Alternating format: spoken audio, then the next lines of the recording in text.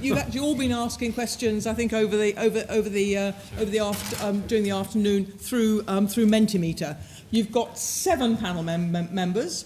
I'm not going to introduce them all, just briefly to say their name. Jody Crane, who you've been hearing from just now. Laura Lennox, who is our Chief on Sustainability. Richard Ballerand, who is one of our lay partners. There's Laura Fischer. Hi, Laura. Laura Fischer. Mark Jennings.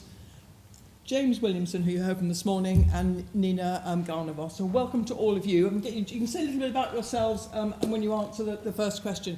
Now, I think it's Vimel up there, and I think we should soon see the questions you've been asking coming up on our screen. If not, I'm going to ask someone who's actually posted a question on a bit of paper. So the first question I'm going to sort of ask you, which is from one of you, not quite sure who. How do we stop a managerial approach to improvement work increasingly creeping in, and so keeping and stopping us keeping work authentic? So how do we stop a managerial approach creeping into our quality improvement? Anyone want to start off with that? Jody. Partly because actually, having seen your extraordinary job. I mean, that map of the States is big enough anyway, but all those blue dots. So I'm not sure if that's referring to just the over-reliance on data and measurement and that sort of thing, or the, hey, we've got a really good idea that we need you to do tomorrow. Is it? I would say that the data, I don't know who asked that, it came in as an anonymous question. Liz, which did you mean?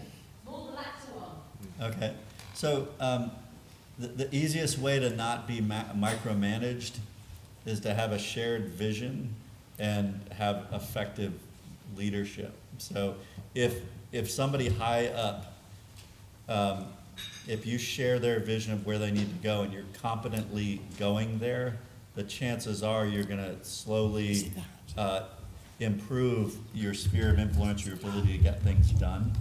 And I see this all the time, and I'll give you one really good experience that I had. So I did similar work in my emergency department way back in like 2000, and the nurse director at the time they pulled her in from patient satisfaction. She knew nothing about running the emergency department, but did a fantastic job. And over the years, as we both grew up in the organization, she became the CNO. She left me behind. I was still running the ED at the time. But boy, like, you know, then when we had problems to solve, it wasn't, Jody, you need to solve this problem and here's how to do it. But it was, how do you think we should solve this problem? So I think by taking initiative and having leadership and having alignment and vision and moving, you're gonna gradually kind of become the consultant, so to speak, to the leader. And having served in that leadership position, I know you have to have those people in order to succeed at a high level in an organization. You gotta have people that are on autopilot, so to speak. So try to make yourself appear to be on autopilot.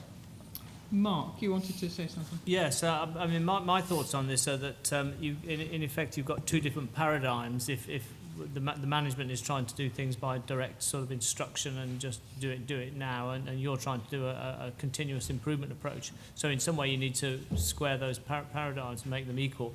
And I think that there is quite a lot of examples I've seen of where people doing improvement have been able to sort of spread the contagion of improvement to their management. So a little like Jody said, if you can show that things are starting to work, go with solutions rather than problems, then you can start to infect them as well, and then it'll become the way things are done. I appreciate that might not always work with some management. Thank you. One way, I guess, is saying in different ways, is a flat management structure is something that actually gets out. So when you've got a very long hierarchy, that it becomes a problem. Now you can all get in, and there's no questions from the audience yet. So you've got your number up there. It's mentimeter.com. Get asking. Liz, is there anything you'd like to come back from that on? Is that the answer that you wanted? Oh, I didn't actually. Oh, thank you. I didn't actually have an answer formulated that I was hoping that you would all say, but I think what I wanted to do was raise the issue and see what your thoughts were about the just do it culture, versus something more creative and authentic in terms of improvement. And because there is I have a concern, and I've heard other people talk about that as well, that improvement work is going to be just the new big solution, and if it doesn't work this year, we'll just have to drop it and move on to something else next year, sort of attitude. And that concerns me. Can I just ask what that question feels like from a patient perspective? Looking at Richard, sort of just, Well, I mean, it's the just sentence interesting that one internal question. dichotomizes between the managerial and the clinician side, whereas from the patient point of view, the patient is the primary, and so it's almost one doesn't mind as long as one assumes that the clinicians and the management are getting together. So I think it's it's interesting, but patients are primary, I think, in this. Can I just add? Yes, absolutely, Laura. So from a patient perspective, I can't give the inner organizational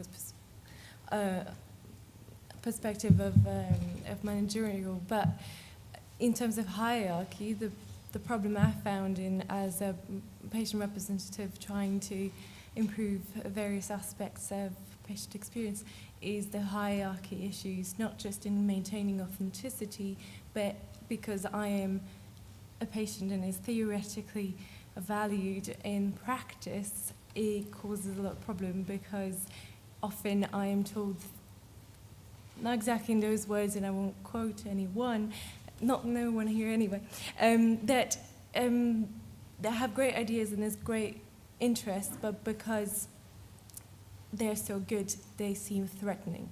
So it kind of stops at, yes, this is really interesting, but we can't go any further.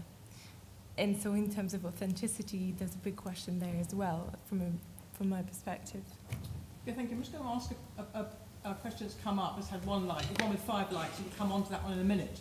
What is important to patients in improvement, and how can we ask them more regularly about what matters to them?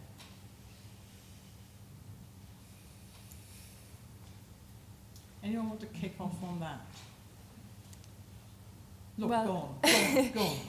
Well, definitely there is that gap that would be incredibly valuable to be filled, because I have many projects and amazing people that I collaborate with, both clinicians and non-clinicians, but beyond that interest and that desire, knowing how to put them into practice and implement them without being actually part of an organization is incredibly difficult. So just making that access better, for me, trying to make improvement would be huge, because we don't have the network, we don't have the name behind us. So, yeah, just that. Oh, it's interesting, I mean, because some people say actually some of the language we use, and it says if we instead of saying asking what is the matter, actually saying the first question to someone you're seeing, it should be what matters to you. In a sense, there's quite a big difference between those two. Richard, any comments on that at all? Well, I think patients are very concerned with results. So the feeling that improvement actually works in improving the outcomes. And also, I think with patients and both patients' carers, the input, a feeling that their input is sort of valued and that it comes into the cycle and that they can see that there is a result, because it's all very well to check in with patients and get reports or whatever, but unless the patients feel that what they're putting in has an effect and it's reported back to them, then they feel quite separate. And I think it's very important that they're linked in at all moments. I'm sure we'll come back to that. There's a question which has actually now got 7 likes that's going up, so I think we should ask it quickly, which is how can we sustain changes when the system is always changing? And this is, I mean, this is very much, the NHS feels as though it is always changing. I think actually one way of looking at it is changes us. When you just think of the changes in medical technology, we are always going to be changing. Laura. Hi, I'm Laura Lennox, and I work for Clark. I'm the Associate Lead for Improvement Science Quality Improvement, and I'm doing a PhD, as Fiona alluded to, in sustaining improvements in our QI projects. And this is a very relevant question. I got this recently when I submitted a paper, and the reviewers actually said to me, you know, is sustainability even an issue we need to be thinking about? Because actually things are changing so fast. Maybe we just sustain nothing, we just keep innovating, let's keep moving.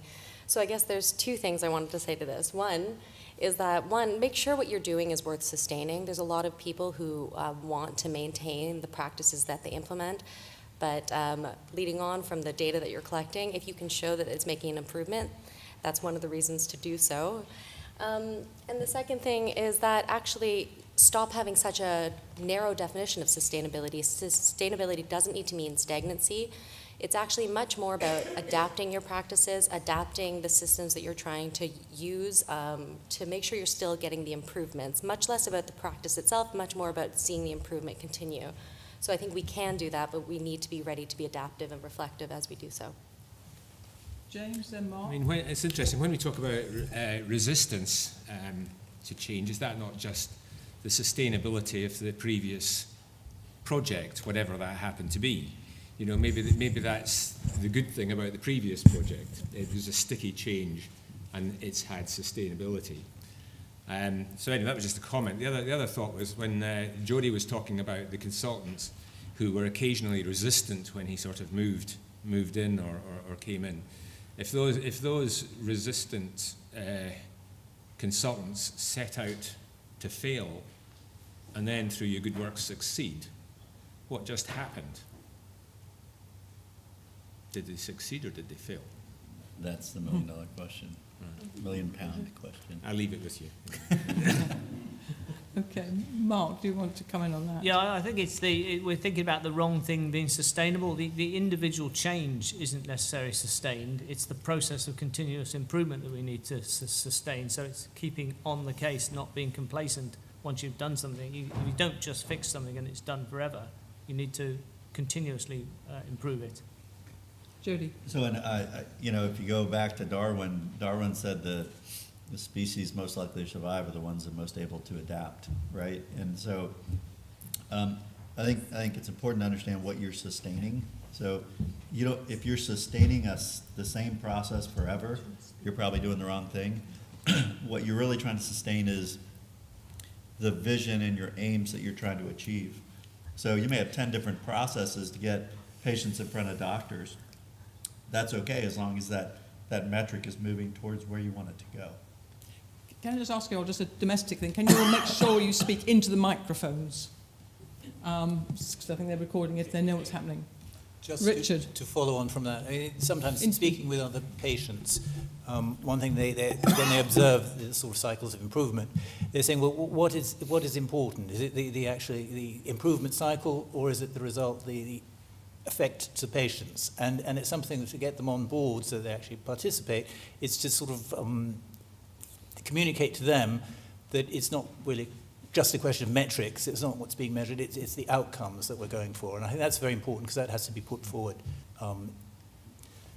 Okay, thank you. Any comments from any of you about this? How do we sustain change when everything else around us is changing? Anyone like to add to the discussion? There's somebody here.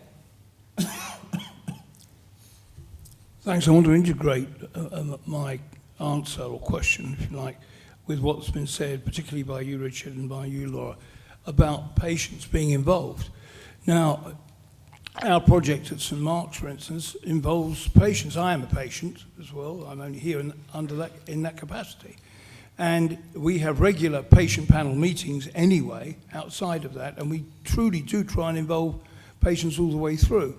And we're liaising with other organisations within the hospital to ensure that change is made. And my direct answer to that question about how we can sustain changes, if we have regular meetings, and the meetings consist of patients, of clinical staff, of consultants coming along, then we're communicating. I mean, that's been one of the great themes of today about communication. So as long as we keep doing that, we're going to keep abreast of what's going on. And if everybody is very positive, and they are, certainly within our group, then we'll certainly solve most of the problems that we have. Of course, new problems will arise, and there are complications, and there is resource problems and everything else.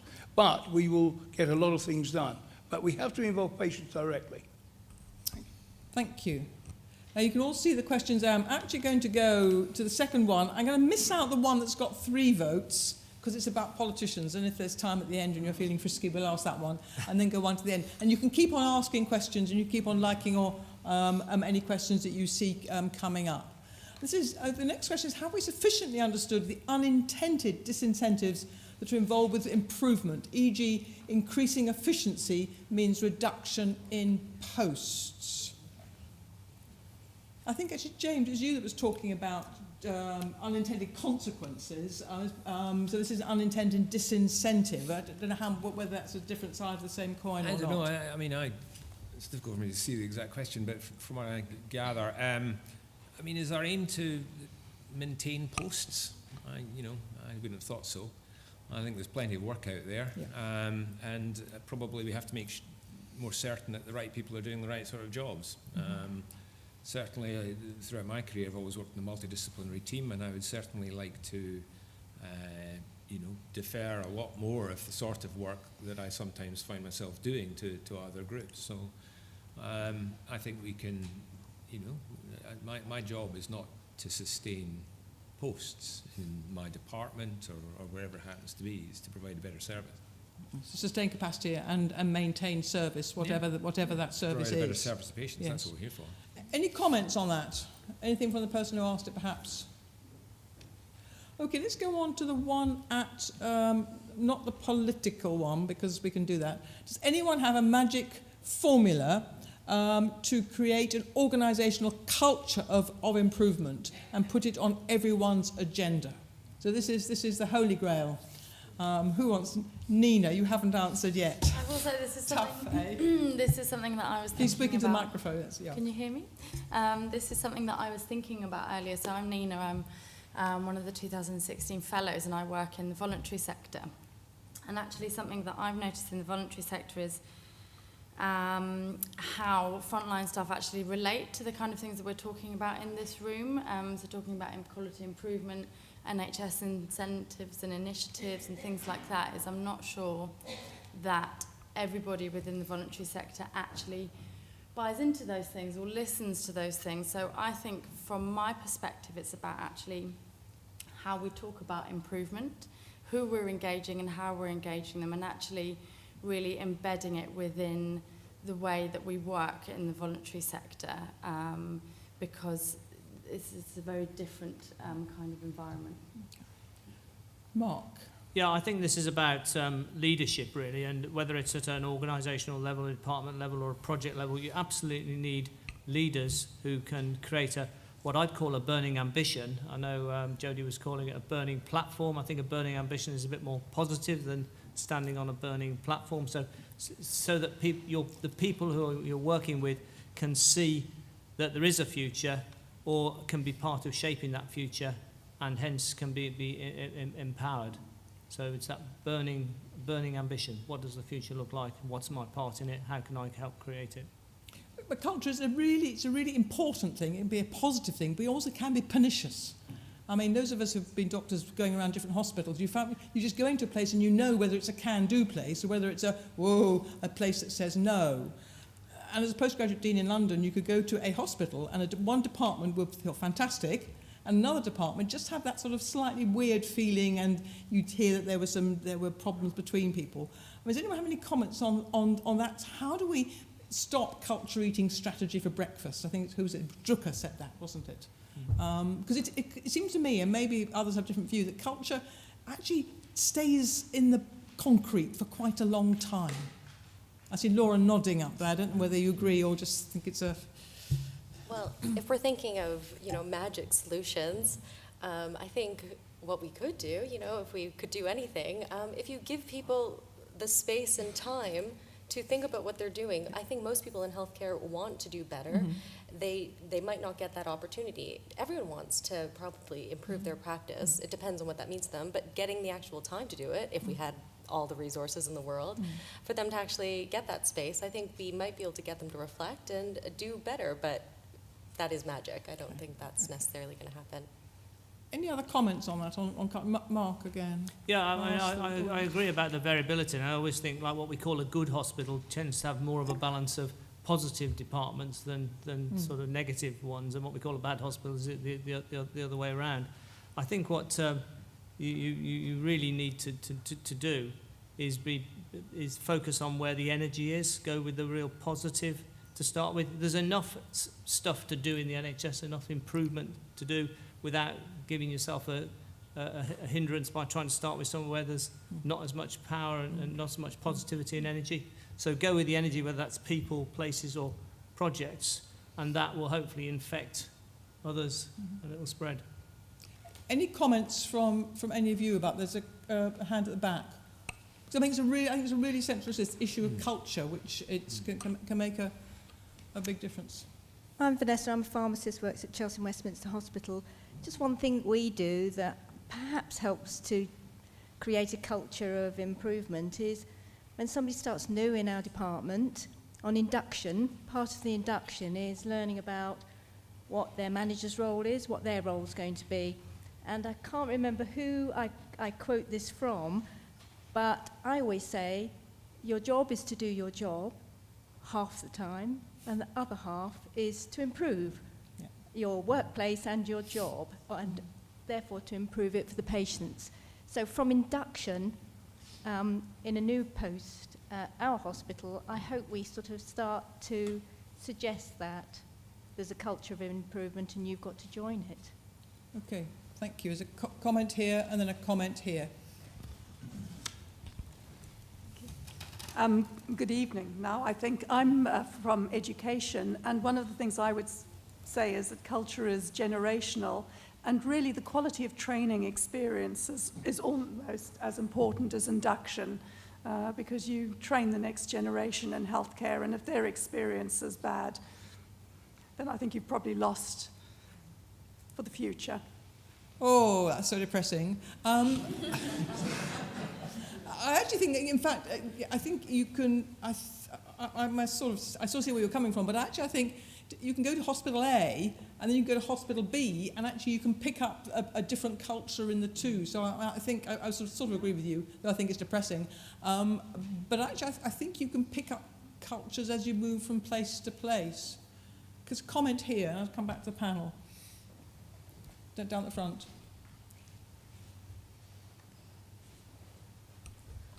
So I've worked in Hospital A and Hospital B, and actually they've both been very similar hospitals. And one of them didn't have a culture of change that was easy, and the other one did. And the biggest difference for me that I saw was the flattened hierarchy, and actually people being told thank you every day for the work that you're doing, and actually them understanding what their roles and responsibilities were. That was by far the biggest difference that I saw. And actually the culture of change, actually, you know, the CQC ended up going and giving that hospital outstanding. And it wasn't that they had better quality improvement methodology than anybody else. It was those simple things that actually made everyone else just do that little bit more. So going back to what that lady said about do your job and, you know, a little bit about improving, those people wanted to do the improvement because they were being thanked. So that's my magic bullet. I think it's really interesting, the flat structure, but also saying to people thank you for things and saying well done. I mean, I don't know if any of you read Roy Lilly's blog, which I do sometimes, but he wrote one about the chief exec of Frimley, who is leaving. He's retiring. And actually, it's a hugely, fantastically well-functioning hospital. And apparently this guy, every morning, goes through the ED. Just goes, and he's obviously someone who just walks the talk. And it's really interesting. It was just really, if it's worth 3 days ago, worth reading it. And you just hear about a leader who clearly knows everybody in the place that he leads. Jody, you wanted to contribute? Yeah, and this is a really interesting conversation. I think there's a couple threads. I totally agree. The flatter, the better. We tend to solve we tend to solve difficult problems, administrative problems in organizations by adding layers or adding people. And instead of saying, what do we need to take away that we're doing that's not creating value. The other point I wanted to make is just around, you know, organizations that have a great culture for improvement value it just as much as any other part of their organization. They value as much as money, as much as quality, as much as safety, you know, improvements up there. And I'll use Toyota as an example. You know, they were one of 15 auto manufacturers in Japan. They were just some really small-time auto manufacturer, and one of the biggest things that eventually allowed them to be the market leader globally was two things, in my opinion. One was they had this philosophy where they were going to stop and solve problems. So the famous andon cord. So we're going to stop the line, and we're going to stop that problem from occurring and sending defects down throughout the line. And the other was their insatiable quest for continuous improvement. And so I think that comes from the top of the organization, and it's got to be valued.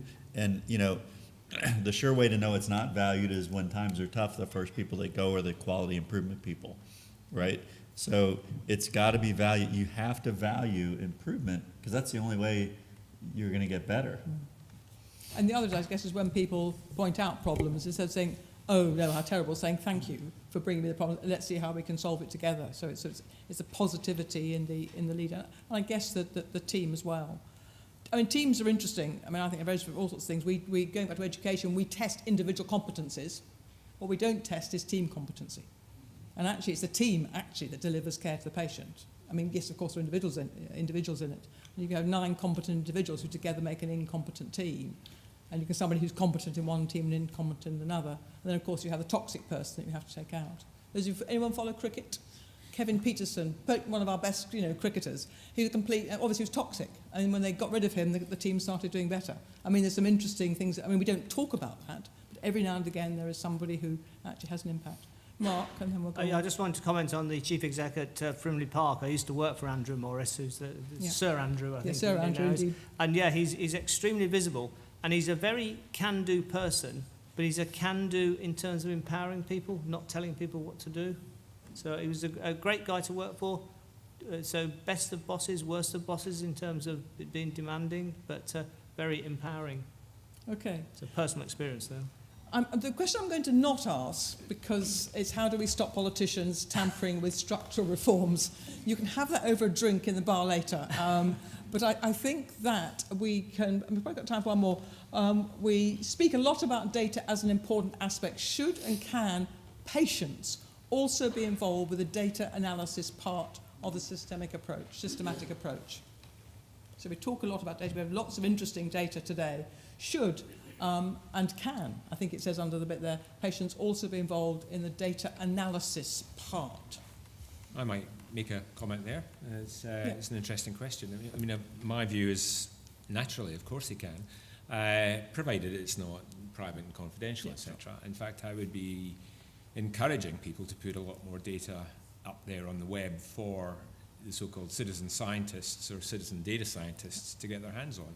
There's a huge amount of evidence that you can generate billions of dollars worth of IP, knowledge and benefit to society, particularly around sort of civic data.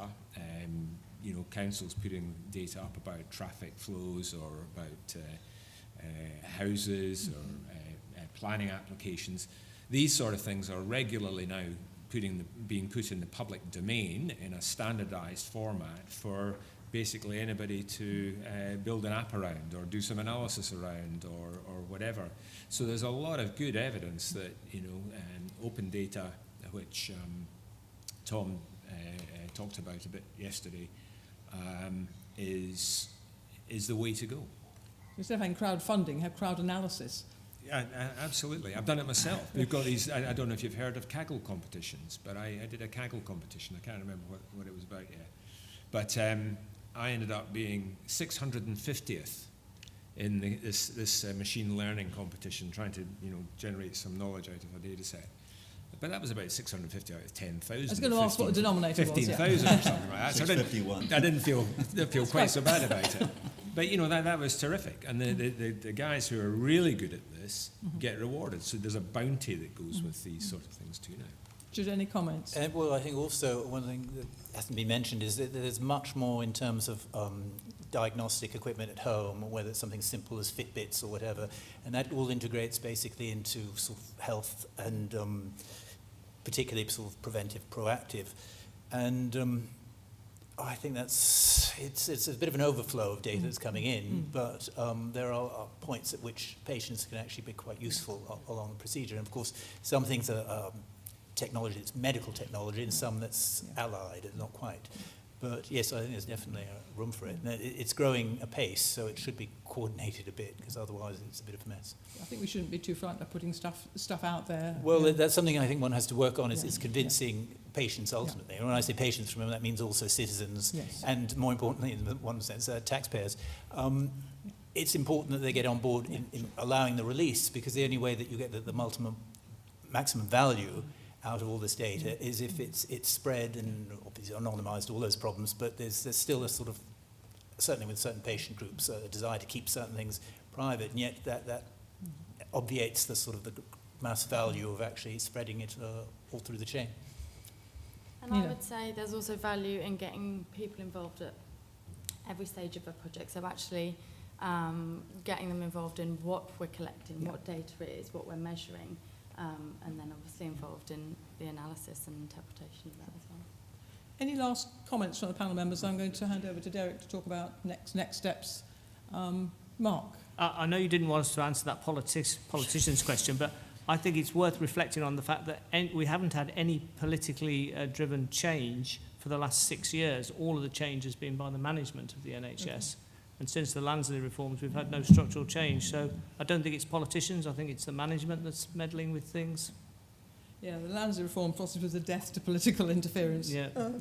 Any comment, any culture, data, whatever, before I ask everyone to thank you in the usual way? Any comments from anybody? Can I thank you all very much indeed? I think you've done very well as a panel. It's a large panel. And thanks to all you guys.